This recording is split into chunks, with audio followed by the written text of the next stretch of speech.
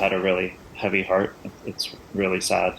The swift water of the Potomac River brings adventure, but now this area of Little Falls on the DC line with Montgomery County is marked with a heartbreaking story of a Columbia University student dying on Sunday after she was pinned under a rock in turbulent water. In a statement, the university identifies her as Ella Mills, who is from Dublin, Ireland, and was visiting the area with the university's Whitewater Kayaking Club. The closer it is to our home community, the more emotional impact I think it has. And I think my heart goes out to the people that were boating. Montgomery County Fire and Rescue Service responded. A spokesman says Mills was with about 24 adults.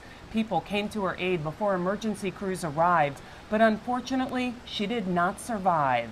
DC Police tells Bay Bulletin it appears to be an accidental drowning. You can prepare for those moments.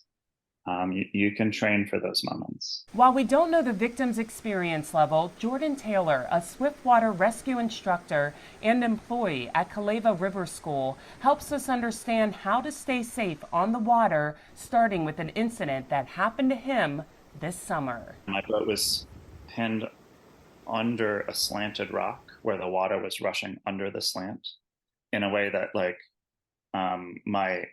couldn't get my head to the surface. I was incredibly fortunate to be with a group of people, one of whom knew that rapid really well and was like, oh, we have a bunch of people running the rapid.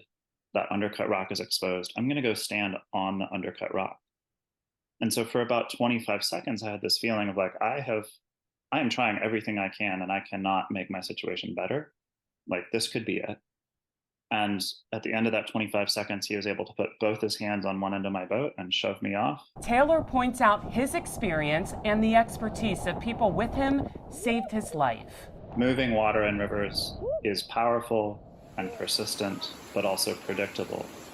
But it's only predictable when you have experience to refer back to. How can you make a prediction? When I'm teaching people to read water, I ask them to look for changes in color and texture.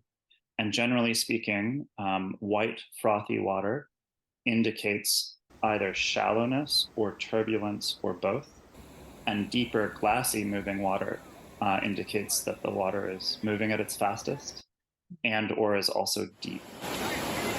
He shared training videos where the thrill seekers use ropes to help someone in trouble and how to assist a swimmer using a kayak. If they're getting on the water for the first time, they should either have already tried to exit their boat while it's upside down. Because there are situations like what he experienced when a life jacket is not enough.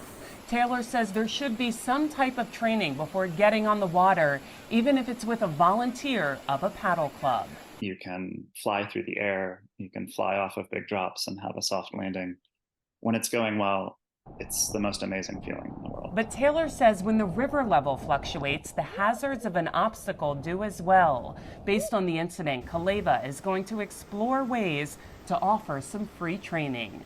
For Chesapeake Bay Media's Bay Bulletin, I'm Cheryl Costello.